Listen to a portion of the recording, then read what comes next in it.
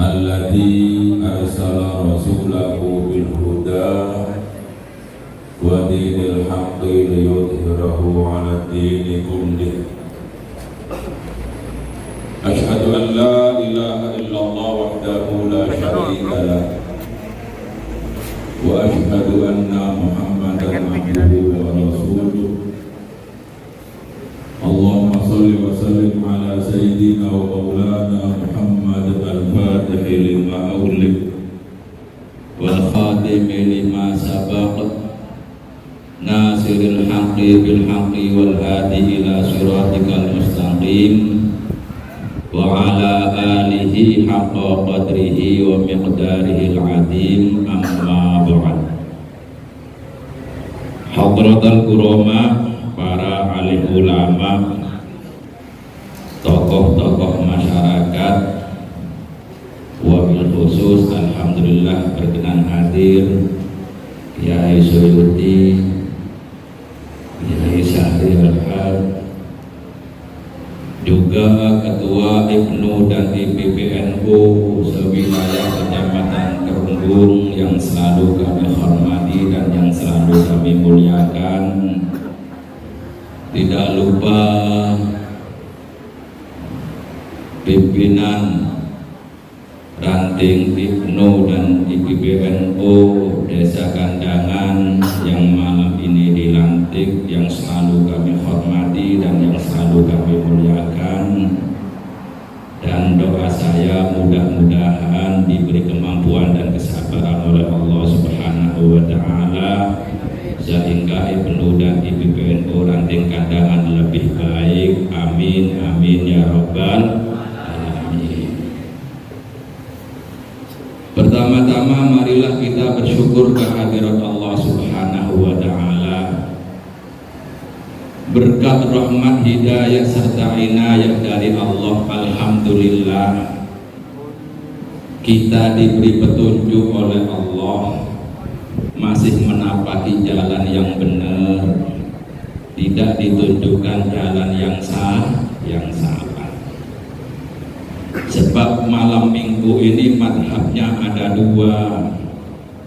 Ada madhab yang kelenceran, ngalor ngidul, masuk ke kafe-kafe banyak.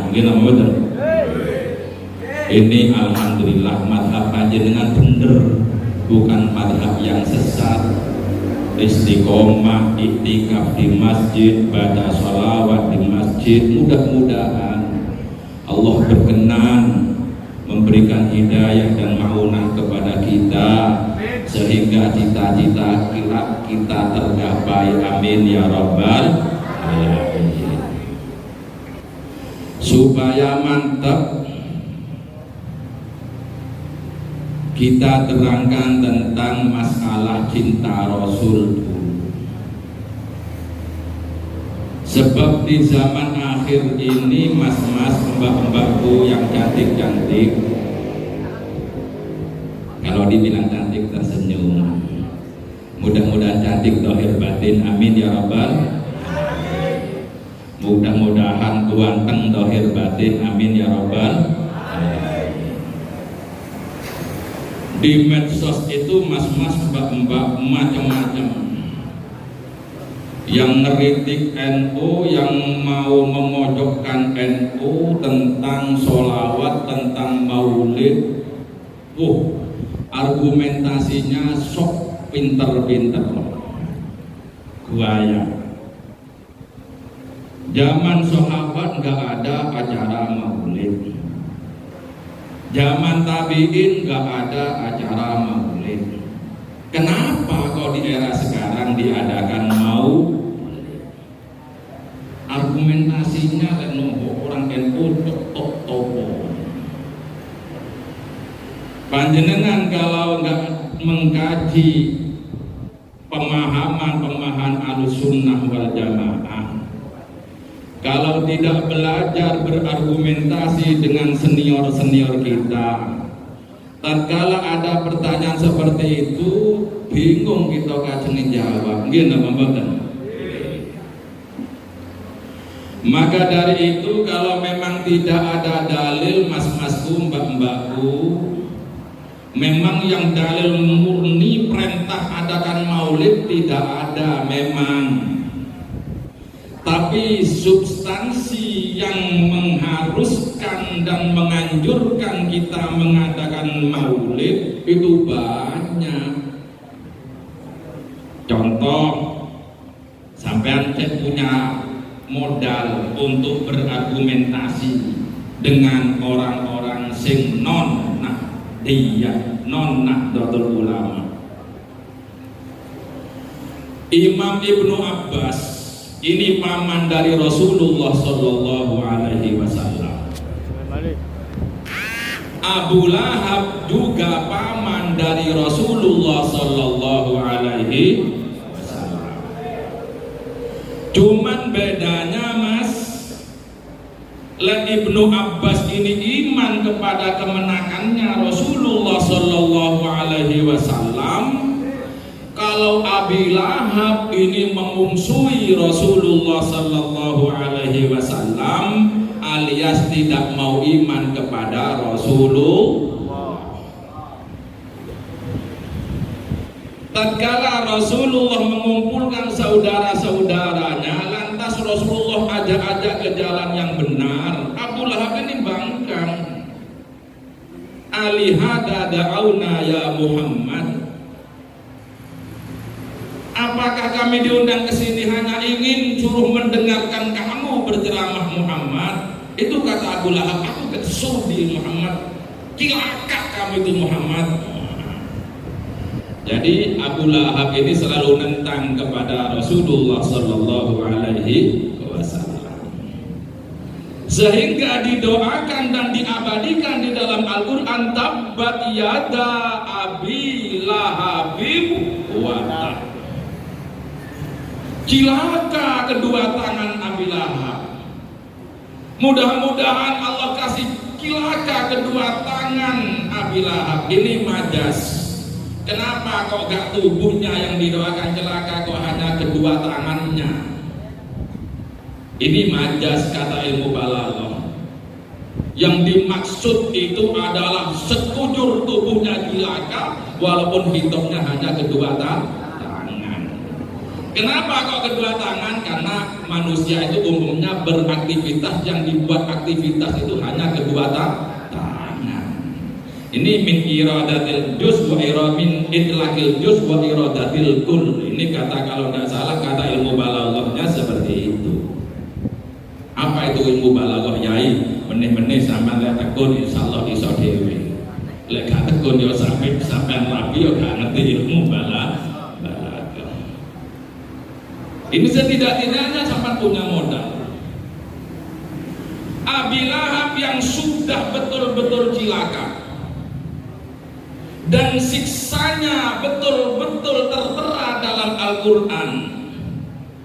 Sayasla naro, bagaimana? Tabbat yada Abi Lahab wa tab ma aghna anhu maluhu wa ma kasab sayasla naron dah. Setelah ayat itu turun, yang namanya saudara, yang namanya kakak Imam Ibnu Abbas itu menangis dan memohon kepada Allah Subhanahu wa Ta'ala agar betul-betul hadir dalam mimpi, diperlihatkan dalam mimpi tentang siksaan Abu Lahab ini kepada saudaranya, yaitu Ibnu Abbas. Abdul Muthalib ini punya anak 10. Sayyid Abdullah itu kalau tidak salah anak ke-7. Abu Lahab ini adalah anak ke-8. Yang pertama Abu Thalib, yang kedua Zubair, yang ketiga Ibnu Abbas. Jadi Ibnu Abbas ini adalah anak yang ketiga. Ini yang banyak meriwayatkan hadis-hadis Rasulullah Sallallahu Alaihi Wasallam. Tiap waktu, tiap habis sholat berdoa, ya Allah perlihatkan saudara kami, siksa adik kami ya Allah di alam kubur.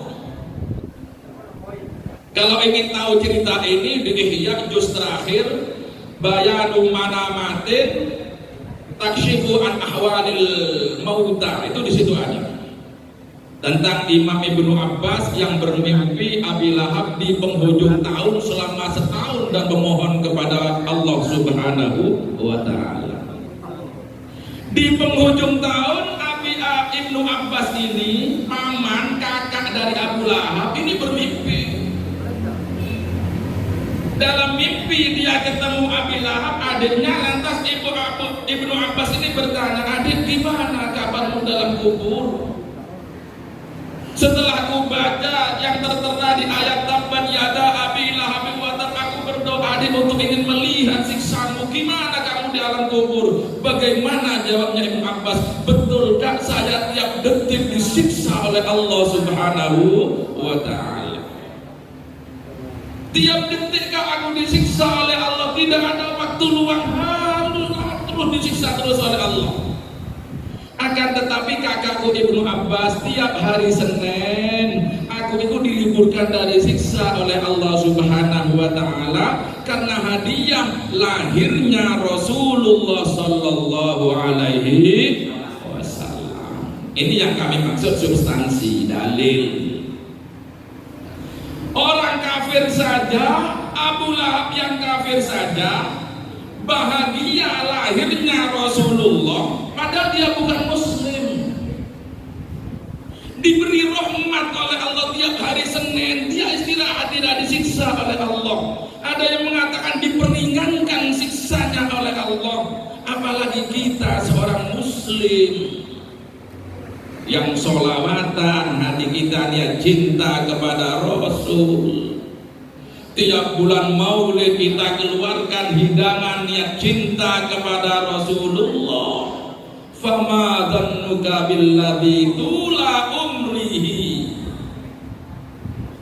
bi Ahmada masruran wa mata wahida. Itu syair-syair Arab yang sangat hebat. Kalau orang kafir saja hormat bahagia atas lahirnya Rasul, mendapat rahmat dari Allah, tidak disiksa di hari Senin. Fama dhannuka billadzi tula umri. Bagaimana pendapatmu tentang muslim yang tiap detik selalu mahabbah kepada Rasul, yang tiap bulan Maulid datang untuk menghormat dan bahagia atas lahirnya Rasul? Tentunya jawabannya pasti lebih mendapat rahmat dari Allah Subhanahu wa ta'ala. Paham Bang nggih? Jadi kalau ada tangga sampean, teman kuliah kelak ada, itu gak ada dalil, biarin. Yang penting saya sudah ngaji dulu, punya prinsip tidak akan meninggalkan sholawat kepada Rasulullah sallallahu alaihi wasallam. Cerita sekali lagi supaya cek sampean luwih mantep. Diceritakan di kitab Tanqihul Qaul karangan Imam Nawawi Banten Al-Jawi. Di situ mas-mas ada tetangga seorang sufi, seorang wali Allah yang tiap harinya itu mabuk doang. Tiap hari. Ada Ibnu yang IPPNU nyoba mabuk-mabukan. Betul nanti kan? Alhamdulillah. Jangan mas, jangan coba-coba. Mabuk itu gak enak. Jangan hanya gaya-gaya Pak Yai, gak usah gaya. Enak apa enak aku ambil bir nih. Enak sprite ambil bir nih. Gue pahit loh mas, pahit. Loh Pak Yai, coba kok tahu Pak Yai? Yo enggak cerita nih mas begitu. Mending minum yang sing halal-halal lah. Kopi. Teh. Pun jangan hanya ingin tahu Pak Yai jiwa muda biasa, ojo khawatir wis keturutan terus kebablasan karena itu nikotinnya tinggi. Kalau naudzubillah susah untuk mengakhiri dari perbuatan itu, naudzubillah min. Dan itu akan menggelapkan jiwa kita sehingga jauh dari hidayah Allah, naudzubillah min. Ada di kitab Tanqihul Qaul itu diterangkan ada seorang wali Allah punya tetangga pemabuk, tiap hari mabuk terus. Tiada hari tanpa mabuk-mabukan. Gak lama singkat cerita itu anak meninggal dunia. Seorang sufi, seorang wali ini bermimpi, itu orang di sorga, kan bingung, kenapa boten? La ilaha illallah. Seorang sufi ini kaget. Sehingga di dalam mimpi seorang sufi ini bertanya, "Bima nilta fi hadhil martabatil aliyah?" Si Sufi bertanya, kenapa Anda mendapat martabat yang begitu tinggi di sisi Allah Subhanahu wa Ta'ala? Sedangkan aku tahu selama hidupmu hanya mabuk dan mabuk. Kok mendapat kamu kebahagiaan seperti ini kamu di surga? Bingung seorang wali. Lantas si pemabuk ini berkata, hadartu fi majlisil ilm wal alim yaqul man shalla 'ala nabi sallallahu alaihi wasallam wa rafa'a sautahu dakhala jannah. Iya Pak Yai, walaupun aku pemabuk tapi dikit-dikit aku ini santri Pak Yai. Jadi lono penuh walaupun untuk jelimet-jelimet titik, yang penting teko sholawatan, insya Allah suatu saat pasti akan diampuni oleh Allah. Amin ya Rabbal. Benar Pak Yai, aku pemabuk. Selama hidupnya aku habiskan dengan mabuk Pak Yai. Tapi suatu saat aku pernah datang di majelisnya Ibnu dan IPPNU yang ceramah Yai Khalili. Dia berkata, ceritanya begitu, andai kata mau dicontohkan malam ini ngoten. Lantas Pak Yai itu bilang, siapa yang membaca sholawat kepada Rasulullah sallallahu alaihi wasallam wa rafa'a sautahu dakhalal jannah. Tsumma rafa'a sautahu wa rafa'tu sauti wa rafa'al qaumu aswatahum. Karena aku mendengar seperti itu, lantas Pak Yai itu baca sholawat, ikutlah kombar.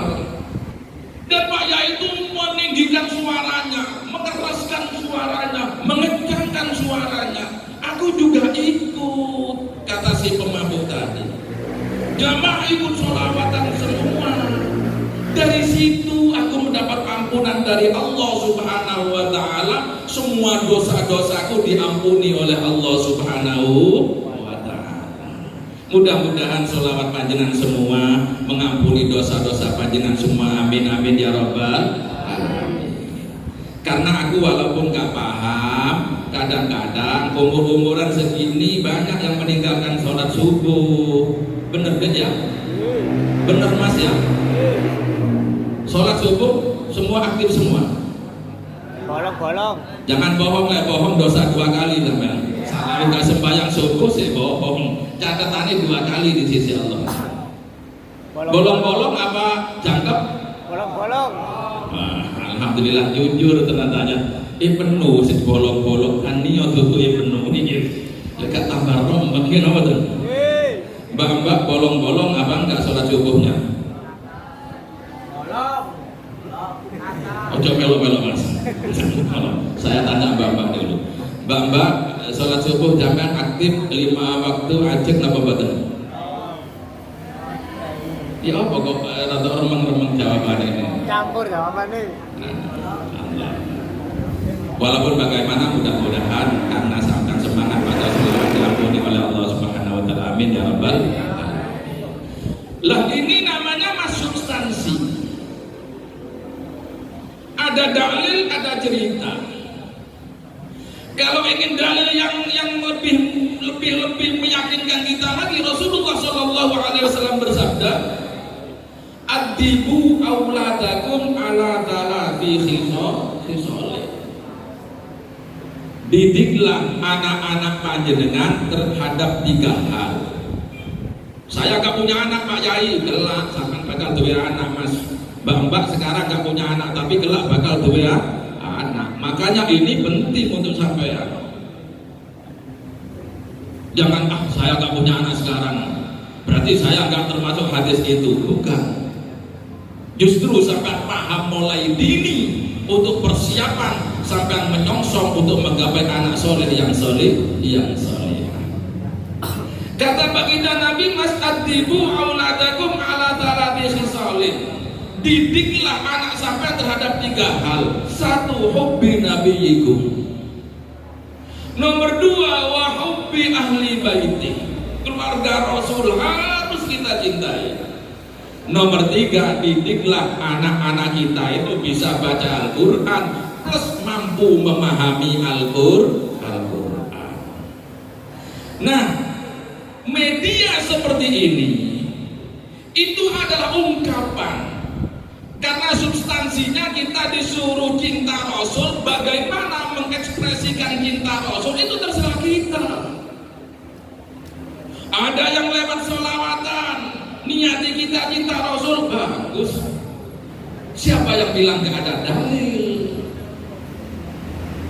Siapa yang mengatakan perbuatan yang sangat terpuji ini musyrik dan bid'ah? Saya kasih informasi mas-mas mbak-mbak, sing senengane bid'ah ngoten niku siji iku Wahabi yang ada di Saudi Arabia. Di sentral ini. Yang nomor 2 yang bikin keonaran itu Syiah yang ada di Iran. Wis sing gawe ruwete wong Islam sak dunya niki wis bapak wis tak teten kalau pidato sampean cek paham nih. Kalau ada yang menusut biarin wis gak nurut wis. Dadi sing gawe olah sing gawe rame ya loro tok iki Wahabi di Saudi ambek Syiah yang ada di Iran. Ini kalau mayoritas mas-mas mbak-mbak bahaya sekali dua golongan ini. Lek gak percaya sampean buktiin. Sing gawe rusai Irak itu adalah antara Syiah dan Wahabiyah yang dipelopori oleh Saudi dan Iran. Wis sampean telusuri kok di Google. Yang membuat hancurnya Suriah itu kedua golongan ini ya. Yang membuat Libya hancur, Gaddafi dibunuh oleh kaumnya sendiri, ya golongan 2 ini mas. Tapi alhamdulillah dia mengobok-obok Indonesia tidak berhasil. Karena apa? Di Indonesia ini ada jam'iyah yang tidak ke kanan dan ke kiri, yaitu jam'iyah Nahdlatul Ulama yang sampai detik ini tidak bisa dipengaruhi oleh kedua golongan ini mas. Jadi sampai paham. Engko ono aliran tonggo sampean ngata-ngatakan bid'ah sampean melo-melo. Mencium ustaz gak ada, mencium tangan ustaz gak ada dalilnya itu kafir. Podua itu memuliakan manusia bukan memuliakan Allah. Jadi argumentasinya itu sok Islami. Pada hakikatnya dia ingin menggusur tradisi ketaatan seorang santri kepada murid yang telah dibina oleh ulama-ulama zaman dahulu. Tujuan mereka ingin memutus mata rantai antara anak didik dan gurunya, ingin memutus mata rantai antara masyarakat dan kiainya, sehingga dia lebih leluasa untuk mempengaruhi akidahnya kepada orang-orang Indonesia. Maka itu sampean jangan terpengaruh hal itu. Kelak sampai waktu kuliah akan ketemu teman yang seperti itu. Kalau tidak percaya telusuri panjenengan. Yang mendidik, yang mendoktrin hal-hal seperti itu pasti ujung-ujungnya ada lulusan sarjana luar negeri. Gak ono guru di Indonesia didik pecah belah ngoten iki. Unda Pak Yai itu guru asli Indonesia. Walaupun Indonesia yang memberi mata kuliah pasti suatu saat ujung-ujungnya dari sana. Pasti itu sudah. Karena saya sudah 3 tahun ada di Saudi Arabia. Maka dari itu panjenengan tolong bentengi jiwa panjenengan. Ulama ini tidak kekurangan kader. Nahdlatul Ulama ini bukan gerakan ulama yang bodoh-bodoh. Minta segudang ilmu kepada Nahdlatul Ulama akan dilayani. Ojo wedi-wedi sampean. Ojo melok ikut-ikutan. Kuliah ke Unmu Sidoarjo wis boleh jadi Muhammadiyah. Cek kebajo di namanya ini. Kuliah boleh, tidak saya salahkan, tapi akidah tetap terjaga. Pilih fakultas syariah untuk perbandingan boleh-boleh saja. Lebih-lebih fakultas ekonomi yang tidak ada pengaruhnya, tapi digiring, sampai harus tanggap mas. Insya Allah kalau NU masih mayoritas di Indonesia, khususnya di wilayah Kerembung, saya yang yakin Kerembung 5 tahun akan datang kalau melihat generasi seperti ini, saya optimis insya Allah akan lebih baik. Amin ya Rabbal. Paham mas-mas nih? 2 golongan ini yang harus sampai antisipasi dan waspadai. Tapi ya gak boleh mencaci maki, gak boleh mencemooh. Adu kecerdasan panjenengan supaya sampai tetap membawa Nahdlatul Ulama ini dengan baik. Gak usah gerusa-gerusu sampai tukaran ojo. Kecuali sampai dia ditantang ya ojo pun mundur. Lah ini maksud saya satu, adibu auladakum ala talati khisalin. Didiklah untuk cinta Rasul. sih faedahnya kalau kita cinta kepada Rasulullah? Kalau Rasulullah sudah kita cintai, Rasulullah sudah jadikan idola dalam hati kita, sedikit banyak kita akan mencontoh etika Rasulullah Sallallahu Alaihi Wasallam, akan mencontoh akhlak Rasulullah Sallallahu Alaihi Wasallam.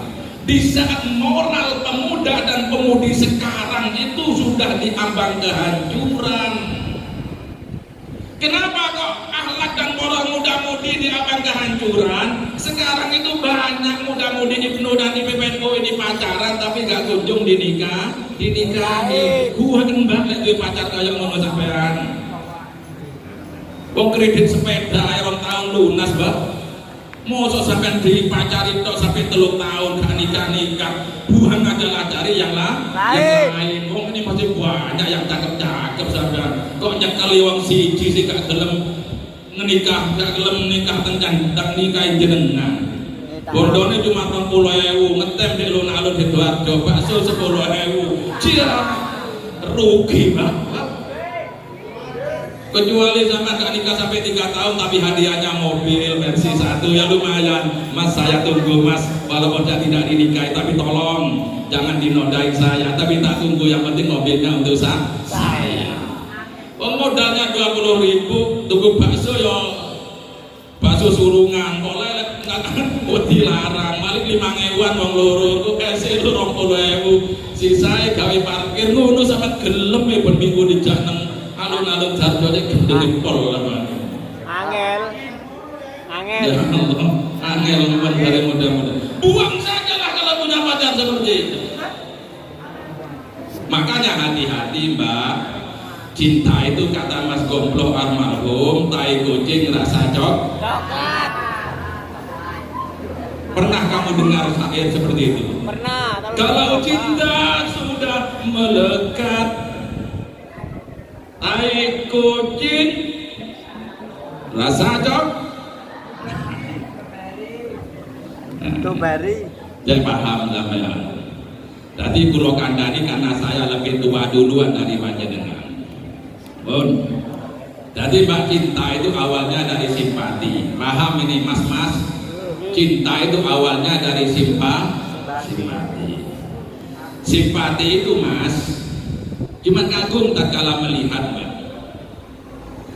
Kagum tatkala kita mendengar namanya Mbak. Setelah kita berlalu sudah, itu namanya simpati. Hati-hati. Tapi simpati ini Mas bisa berkembang menjadi cinta.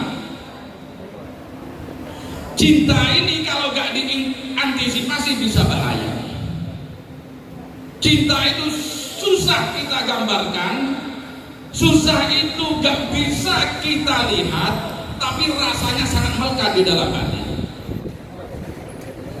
Tatkala seorang perempuan atau laki-laki bersama seperti ini, damai hatinya, senang hatinya, tatkala nanti bubar, gundah gulana hatinya, itu sudah perasaannya jatuh cinta.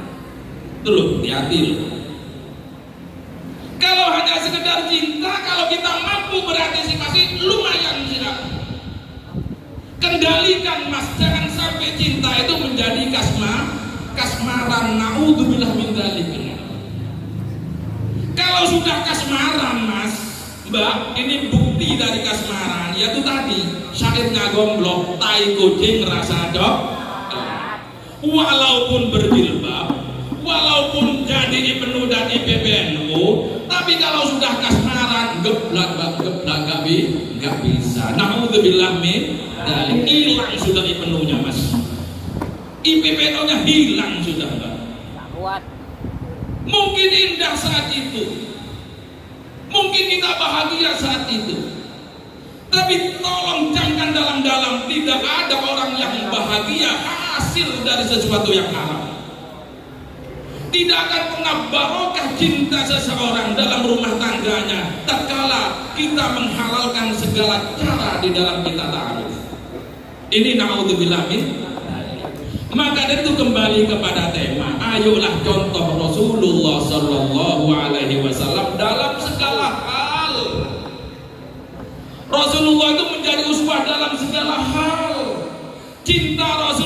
kepada Sayyidatuna Khadijah tidak menghalalkan segala cara.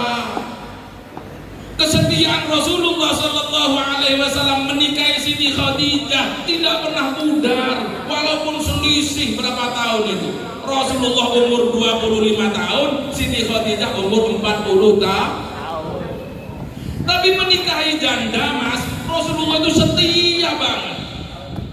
Katanya Rasulullah punya istri banyak, seakan gak paham sejarah. Betul Rasulullah itu istrinya banyak, tapi setelah si Sayyidatuna Khadijah ini meninggal dunia, ini perlu dicatat ini. Makanya kalau orang yang membid'ah-bid'ahkan maulid karena tidak ada di zaman Rasul, seakan langsung sampai katakan, Anda itu berpoligami, sedangkan istri tuamu masih ada. Itu namanya gak ikut sunnah Rasul. Kalau memang ikut sunnah Rasul yang benar, wafat dulu istri pertama, baru kita itu menikah 1, 2, 3, 4. Itu sunnah Rasul. Kalau panjangan itu enggak, istri tua masih ada, sampai sakiti hatinya sampai menikah 1, 2, 3, itu enggak sunnah Rasul. Mana dalilnya? Bilang ke Yai Khalili, ngomong tembak lekat oleh dalil namanya. Lah Rasulullah ini jadi uswah. Kesetiaannya kepada istri, kesetiaannya kepada keluarga, bahkan baiknya akhlak Rasulullah. Tatkala menikahi Sayyidatuna Khadijah, dia dikasih hadiah seorang budak namanya Zaid bin Haritha. Zaid bin Haritha ini anak kecil, tapi dia dirampas dan dibeli oleh keluarga Sayyidatuna Khadijah. Tatkala dinikahi oleh Rasulullah Sallallahu Alaihi Wasallam, Rasulullah dihadiahi Zaid bin Haritha. Tatkala terdengar dari keluarganya bahwa Zaid ini ada di keluarga Rasulullah Sallallahu Alaihi Wasallam, keluarga Haritha ini datang kepada Rasulullah Sallallahu Alaihi Wasallam ingin menebus Zaid kecil ini. Bagaimana Rasulullah? Tidak masalah. Walaupun itu budak saya hadiah dari Sayyidatuna Khadijah, asalkan Zaid memilih kamu sebagai ayah, ku serahkan kepada kamu. Tapi tatkala dibawa tawaf ke Ka'bah oleh Rasulullah, keluarga Zaid Haritha ini juga tawaf di Ka'bah. Setelah itu Zaid suruh pilih, Zaid, ini orang tuamu dan keluargamu datang ingin menebusmu dari aku. Pilih mana kamu? Apa ikut aku sebagai ayah angkatmu? Apa ikut orang tuamu yang melahirkan kamu? Zaid menangis, enggak, aku ikut kamu Muhammad, aku ikut kamu ayah. Anak kecil punya cinta yang sangat tinggi kepada Rasulullah, walaupun ini ayah angkat. Itulah artinya bahwa anak Rasulullah mampu menjembatani segala bidang. Ngomong arek cilik sake, ngomong arek nom-noman sake. Itulah hebatnya Rasulullah Sallallahu Alaihi Wasallam. Terakhir, cek mantep panjenengan. Jangankan Rasulullah ini, cek mantep datang kanjeng Nabi. Makanya rukunnya iman juga wajib iman kepada Rasul, salah satunya Rasulullah. Syaratnya rukun-rukunnya Islam juga kita harus baca syahadat 2. Lek syahadat 1 gak cukup, asyhadu an la ilaha illallah tetap gak cukup. Tanpa asyhadu anna Muhammadar Rasulullah. Hebat Rasulullah itu. Dalam pondasi iman kita wajib iman kepada Rasulullah. Dalam pondasi Islam kita harus syahadat dengan adanya Rasulullah. Makanya sampai yang tanamkan cinta kepada Rasulullah, gerak-gerik sampai belajar mencontoh Rasulullah, insya Allah bahagia dunia dan bahagia di alam akhirat. Jangankan Rasulullah itu menjadi utusan, lahirnya saja Raja Abraha dari Yaman mau menggusur Ka'bah karena bertepatan dengan lahirnya Rasul, hancur itu Raja Abraha. Kaum Majusi di Iran selama 1000 tahun api tidak padam-padam, sehingga dia menyembah api yang tidak padam-padam itu, api kehidupan kata orang Iran. Tapi begitu lahir Rasulullah, api itu padam seketika. Patung-patung Hubal yang ada di Mekah, orang-orang kafir itu kalau mau berbisnis bawa patung lantas diletakkan di Ka'bah. Itu sebelum lahir Rasulullah Sallallahu Alaihi Wasallam. Tapi tatkala lahir Rasulullah Sallallahu Alaihi Wasallam, patung-patung di Ka'bah itu bergelimpangan semua. Hebatnya Rasulullah Sallallahu Alaihi Wasallam. Artinya apa yang akan diragukan? Karena sejarah telah membuktikan dan autentik itu sejarah. Tinggal kita, berarti iman kita yang perlu kita bina, iman kita yang perlu kita perbaiki agar kita betul-betul cinta kepada Rasulullah Sallallahu Alaihi Wasallam. Dan insya Allah barakah Maulid malam ini, mudah-mudahan masa depan kita senantiasa oleh Allah diberi keberhasilan, amin ya rabbal alamin. Apa yang kita cita-citakan mudah-mudahan diberi kelancaran oleh Allah Subhanahu wa taala. Mudah-mudahan jodoh kita semua punya jodoh yang solih dan solihah, amin ya rabbal alamin. Demi tegaknya NU di wilayah Kerembung ini, amin ya rabbal alamin. Al-Fatihah. Bismillahirrahmanirrahim. Alhamdulillahirabbil alamin arrahmanir rahim maliki yaumiddin. Iyyaka na'budu wa iyyaka nasta'in ihdinas siratal mustaqim siratal ladzina an'amta 'alaihim ghairil maghdubi 'alaihim waladdallin. Saya apresiasi banget Ranting Kandangan. Mudah-mudahan malam ini kita saksikan semua begitu meriah. Kita doakan semua mudah-mudahan yang dilantik diberi kesabaran oleh Allah Subhanahu wa taala sehingga mampu membawa Ibnu dan IPBNU menjadi harapan kita semua ke depan, amin ya rabbal alamin. Kurang lebihnya saya mohon maaf yang sebesar-besarnya. Wallahu a'lam. Wassalamualaikum warahmatullahi wabarakatuh.